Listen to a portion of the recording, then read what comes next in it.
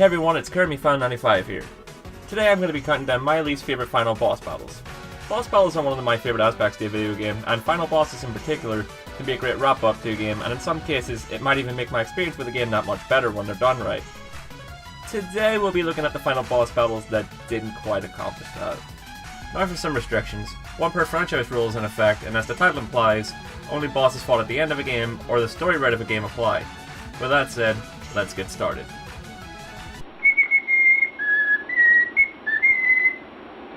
Out of all the bosses I've encountered in the Sonic the Hedgehog franchise, this one was the blandest and least memorable. The amount of attacks it throws at you isn't much for a final boss, having only 4 of them, not counting Sonic the Stepping Stone occasionally trying to attack you himself, and all of them are fairly easy to dodge. The music for the battle is honestly pretty forgettable and generic as well. This begs the question, is there any positives to this fight? Well, yeah, I can think of a few. The design of the mech itself, despite reminding me of a sawed-in-half transformer, is pretty cool, and the fight itself, while nothing special, at least doesn't suffer any major issues that make the fight any less tolerable than it already is. This boss is quite the disappointing climax to an otherwise underrated game on the Game Boy Advance. Like Diablon, it has a small amount of attacks to throw at you. However, unlike Diablon, Kirbymon's attacks are actually challenging to dodge, and not the fun kind of challenge either.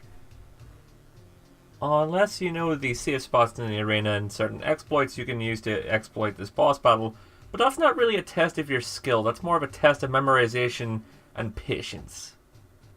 And that's not my kind of test. Also, while usually story doesn't affect a boss battle, the plot for this game was fairly flat.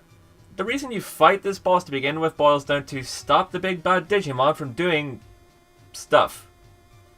The overall threat of this boss just isn't present for me. Even Millenniummon from the first game had that going for him, where you at least knew what he wanted to do if you didn't stop him, as generic as it was. That aside, I can at least give some praise to this boss fight, mainly in that the arena looks absolutely beautiful, and I love the music used for the fight, especially the song that plays in the final phase when you meet certain requirements. Despite this, however, this boss to me feels like a step down from Digimon Battle Spirit's one final boss, in every way, shape, and form. In a region with so much water, a water-based villain, and a water-type gym, you would think Game Freak would give us a break from all this water when it came to the champion battle, right? Well, in Ruby and Sapphire you would be, but in Emerald, they gave us Wallace as Steven's replacement. And the only question I have is, why? The Trace Apprentice covered the flaws of this battle pretty well, but in case you didn't see that video, let me fill you in. Wallace's team consists of 6 water Pokemon. A Wailord that loves to set up with Rain and has Water Spout and Blizzard, 2 of the strongest special moves in the game and has a good physical move in Double Edge, a special attacking Tentacruel that can poison you either with Sludge Bomb or Toxic, Ludicolo that loves to spam Double Team and wear you down with Leaf Seed, Wishcatch, which is a great counter to the electric types, Gyarados, which hits hard and hits even harder with Dragon Dance setup, and can also counter electric types with Earthquake, and finally a Toxic Stalling Melodic that can heal its HP in a pinch with its health Citrus Berry. To be honest, I have to admire Wallace's team. I really like most of the Pokemon he uses, but just because I admire the team doesn't mean I enjoy battling it. I'll never understand the purpose of replacing Steven with this guy. Between the two, most people enjoyed battling Steven at the end of the game. Oh well, at least he came back as champion in Norris. Oh boy, now we get to the bosses who absolutely annoy the hell out of me every single time I face them. Pain generally is the worst final boss out of all the Naruto Ultimate Ninja games, in my honest opinion. It starts off with a standard fight, but when you get to the second phase, God does it ever go to shit.